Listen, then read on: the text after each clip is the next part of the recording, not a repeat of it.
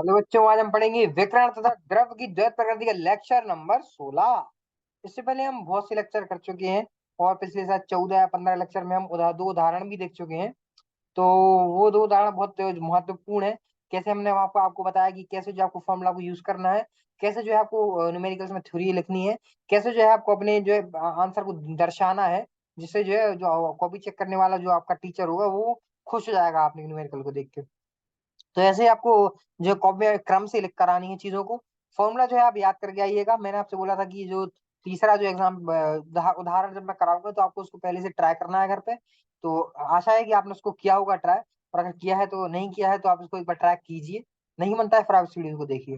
बाकी 15 और 14 लेक्चर में मैं करा चुका हूँ दो उदाहरण। बहुत ही साधारण और बहुत ही सरल उदाहरण भी थे, और आज का उदाहरण भी बहुत ही सरल है। और बस आज के उदाहरण के बाद हम जस्ट अपनी थ्योरी पर वापस आ जाएंगे और तीन उदाहरण देखते हैं। तीन ही उदाहरण एनसीईआरटी में दिए हैं, और तीन ही उदाहरण एनसीईआरटी में दिए हैं, तो तीन ही हम करेंगे। तो चलिए आज का लेक्चर शुरू करते हैं। तो आज हम पढ़ेंगे कि आज हम पढ़ेंगे केवल उदाहरण नंबर 11.3। तो देखिए, जितना ये दिख रहा है ना, एक तो उतना टफ है नहीं, जितना ये लंबा लंबा चौड़ा लिख रहा है ना, ये मैं आपको समझाऊंगा, आपको सब समझ में आ जाएगा। इतना लंबा चौड़ा लिख रखा है, इतना कठिन है नहीं।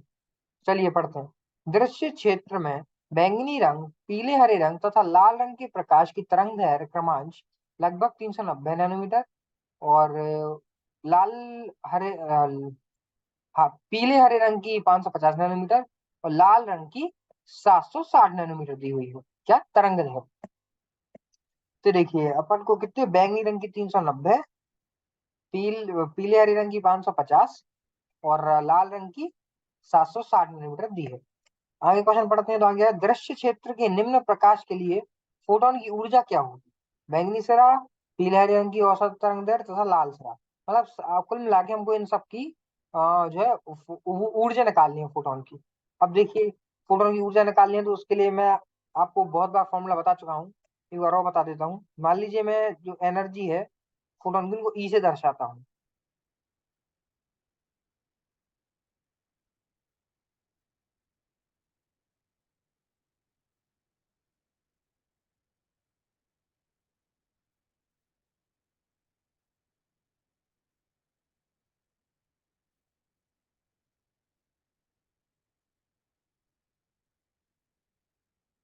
तो रुकिए जरा।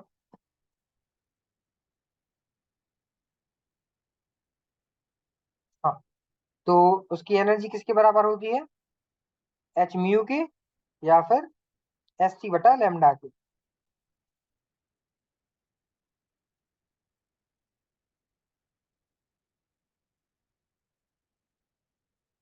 जहां पर जो अपना आवृत्ति है, वी आवृत्ति है, वो जो है सी बटा लेमडा के बराबर होती है। ये बात मैं आपको पहले भी बता चुका हूँ। और ये जो है, ये बहुत, इसको इसको आप याद रखिए, बहुत इंपॉर्टेंट है।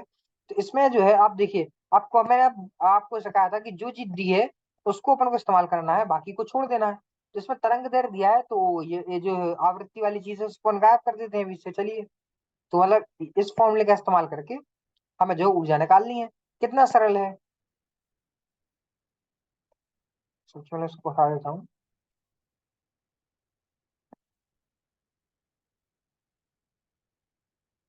सरल क्यों है, क्योंकि देखो एच, जो एच जो है वो स्थिर है, प्लैंक्स स्थिर, जिसकी वैल्यू जो होती है वो होती है, आपको तो अब रट जानी चाहिए, 6.63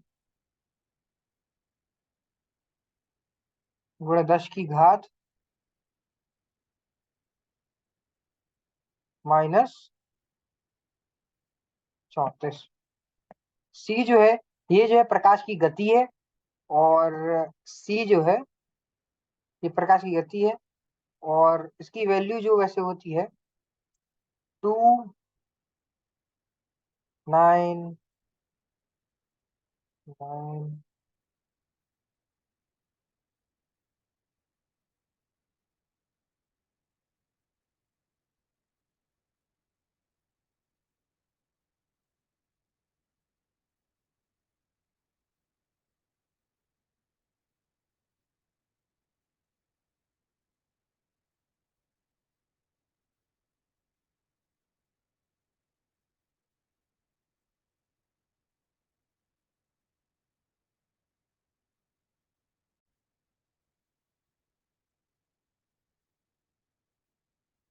तो गति की जो है, प्रकाश की गति की वैल्यू कितनी होती है? 299,792,458 क्या होती है? मीटर पर सेकेंड। तो ये जो है गति की वैल्यू होती है। ये जो है तीन तीन गुणे 10 की घात 8। ये जो है ये जो है इसको जो अपन यूज करते हैं शॉर्ट फॉर्म में वैसे। और क्या होगा?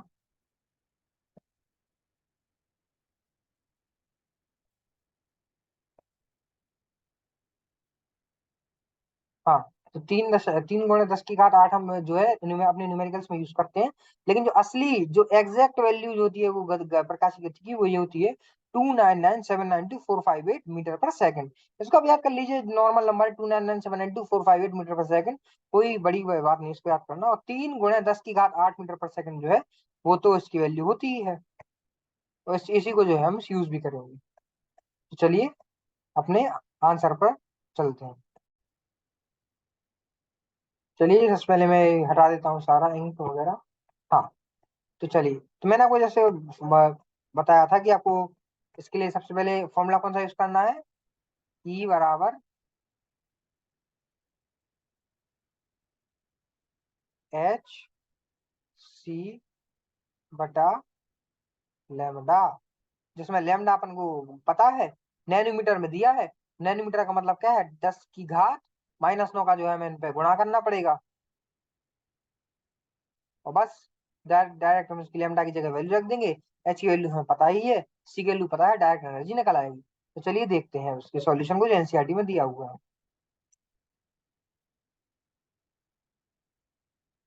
ये देखिए,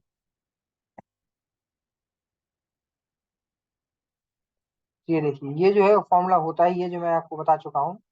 और जब से अपन को आवृत्ति का तो कुछ काम है नहीं, तो अपन इसको जो है हटा देंगे। अपन को केवल इतने फॉर्मूले से काम है जितना आपको सामने दिख रहा है। तो ये समझ लिया, आपको इतने फॉर्मूले से काम है केवल।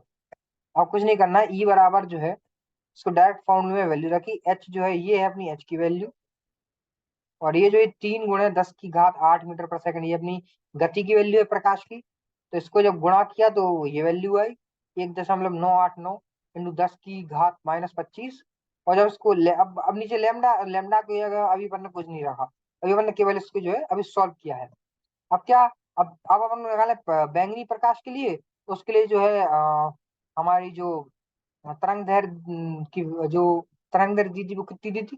390 नैनोमीटर। तो जैसा कि मैंने आपको बताया था, 390 गुणा 10 की घात -9। क्यों रखा -9? क्योंकि जो है नैनोमीटर में दिया है, अपन को उसको पहले मीटर में कन्वर्ट करना पड़ेगा। तो वो उसको मीटर में कन्वर्ट करने के लिए 10 की घात -9 का हमें गुणा करना, उसमें गुणा करना पड़ेगा। उसके बाद हम इसको भाग करेंगे इससे डायरेक्ट। लेमडा की जगह इसकी तरंग दैर्घ्य की जगह इसकी तरंग दैर्घ्य की जगह वैल्यू रख दी। और डायरेक्ट बस इसका आंसर आ गया। और ये देखिए, इसका आंसर जूल में आया था। लेकिन जूल से अगर हमको इसको इलेक्ट्रॉन वोल्ट में कन्वर्ट करना है तो हमको इसको 1,6 गुणे 10 की घात -19 से भाग करना पड़ेगा। जब हम 1,6 गुणे 10 की घात -19 से भाग कर देंगे तो ये जो जूल से है अपना इलेक्ट्रॉन वोल्ट में कन्वर्ट हो जाएगा। तो ये बात भी याद रखिए। अगर वो जो है प्रश्न में आपसे बोलता है कि आपको जो है आंसर इलेक्ट्रॉन वोल्ट में निकालना है, जूल में नहीं निकालना है, तो जूल में निकालने के बाद आप उसको 1,6 गुणे 10 की घात -19 से भाग कर देंगे तो आपका जो है इलेक्ट्रॉन वोल्ट में आंसर आ जाएगा। ऐसे ही सेम हमें करना है पीले हरे रंग के लिए। उसका भी हमें तरंग दैर्घ्य दिया हुआ था, तो तरंग दैर्घ्य की डायरेक्ट वैल्यू रखेंगे। और 10 की घात -9 जो है, और 10 की घात -9 का गुणा करेंगे सबसे पहले और तरंग दैर्घ्य में, और उससे फिर उसको भाग करेंगे तो डायरेक्ट जो आंसर आ जाएगा। सेम हमें करना है लाल के साथ। लाल की भी तरंग दैर्घ्य तुमको 760 नैनोमीटर दी है, तो नीचे 760 गुणा 10 की घात -9 जो है आ जाएगा। सिंपल सा है, डायरेक्ट वैल्यू रखेंगे और आंसर आ जाएगा। कैलकुलेशन जो है वो आपका पार्ट है, क्योंकि कैलकुलेशन जो है मैथमेटिकली वो आप ही को करनी है। तो उसका तो आपको देखना पड़ेगा। मैथमेटिकल मतलब कैलकुलेशन अगर आपकी वीक है तो न्यूमेरिकल में आपको थोड़ी सी दिक्कत आ सकती है। तो आप थोड़ा मैथमेटिक्स पर ध्यान दीजिए कि आप सवाल को जो है आंसर तक पहुंचा पाते हैं कि नहीं। बाकी चलिए बाकी को क्वेश्चन पढ़ते हैं। प्रकाश संवेदी पदार्थों के लिए सारणी 11.1 में दिए गए कारफलनों के मान तथा प्रश्न के 1, 2, 3 भागों के परिणामों को उपयोग में लाते हुए क्या आप दृश्य प्रकाश के साथ कार्य कर सकने वाली प्रकाश विद्युत युक्त का सृजन कर सकते हैं? चलिए देखते हैं। ये जो है हमने जो है एनर्जी निकाली है फोटॉन्स की। कि फोटोन की एनर्जी आई है कि इतने फोटोन की एनर्जी है, ठीक है। इससे जो है सारांश निकलता क्या है वो मैं आपको दिखाता हूँ। ये देख, किसी प्रकाश विद्युत युक्त के कार्य के लिए अपतित प्रकाश ऊर्जा ई का मान प्रयुक्त पदार्थ के कार्य फलन के मान से समानुपातिक होना चाहिए। समानुपातिक होना चाहिए, हम पहले भी पढ़ चुके हैं, या तो समान होगा या अधिक होगा। अतः बैंगनी प्रकाश जिसकी ऊर्जा हमने निकाली 3.19 इलेक्ट्रॉन वोल्ट के लिए कार्य कर सकने वाली प्रकाश विद्युत युक्त के प्रकाश संवेदी पदार्थ सोडियम जिसको कहते हैं, उसका कार्यफल कितना होता है? 2.75 इलेक्ट्रॉन वोल्ट। तो अब देखिए 3.19 तो 2.75 से बहुत ज्यादा है। तो ये जो है जब जब ज्यादा है तो ये तो इलेक्ट्रॉन जो है पट्टिका से बाहर आएंगे और बिल्कुल वो धारा जो है वो बहेगी अपने उसमें, जो भी हमने सर्किट बनाया है। तो हाँ, तो बिल्कुल इसमें जो है अपना वो प्रकाश विद्युत प्रवाह हमको देखने को मिलेगा। अब जैसे के है पोटेशियम, उसके अंदर उसका कार्यफलन होता है 2.30। तो और हमारे पास जो है ये ऊर्जा कितनी है? 3.19 की, 3.19 की। तो वो भी तो इस बिल्कुल बिल्कुल अपना प्रकाश विद्युत प्रवाह हो जाएगा। फिर सीशियम की बारी आती है, तो सीशियम का कार्यफलन होता है 2.14 और 1.4, और अपने पास ऊर्जा कितनी है? 3.19। बस, तो बस अपने पास ऊर्जा इतनी ज्यादा है कि वो तीनों में जो है प्रकाश विद्युत प्रवाह अपना हो जाएगा। यह युक्त पीले हरे प्रकाश जिसकी ऊर्जा जो है 2.26 इलेक्ट्रॉन वोल्ट है के लिए प्रकाश संवेदी पदार्थ शेशियम कार्यफलन 2.14 इलेक्ट्रॉन वोल्ट के उपयोग से ही कार्य कर सकती है। तो ये बात समझिए आप, ये जो है ये जो है इलेक्ट्रॉन 2.26 इलेक्ट्रॉन वोल्ट थी, लेकिन जो है अपने जो के है पोटेशियम, उसमें जो कार्य फलन की वैल्यू है 2.30, और जो अपना एन है सोडियम, उसके अंदर जो कार्य फलन की वैल्यू है वो है 2.75। तो अब कहने का मतलब समझ रहे हैं, कार्य फलन ज्यादा है ऊर्जा से, मतलब जितनी कार्य फलन कह रहा है कि इतनी ऊर्जा तो चाहिए ही चाहिए आराम पट्टिका से इलेक्ट्रॉन को बाहर निकालना है, लेकिन जो है अपने पास इतनी ऊर्जा है ही नहीं कि मतलब कार्य फलन से ज्यादा ऊर्जा है ही नहीं, तो बाहर इलेक्ट्रॉन आएगा ही नहीं, तो धारा बहेगी ही नहीं, तो प्रकाश विद्युत प्रवाह होगा ही नहीं। तो इसलिए सेशियम, लेकिन जो है सेशियम का कार्य फलन है 2.14, और अपने पास जो है पीले हरे रंग में प्रकाश है 2.26। तो जो बिल्कुल अपने पास का जो है इसमें जो है अपने पास ऊर्जा ज्यादा है कार्य फलन से, तो बिल्कुल जो है प्रकाश विद्युत प्रभाव होगा और बहुत अच्छे से होगा, और कुछ ऊर्जा बच भी जाएगी इलेक्ट्रॉन के पास बाहर निकलने के बाद, जिससे वो अपना फ्लो को मतलब चालकता को बनाएगा।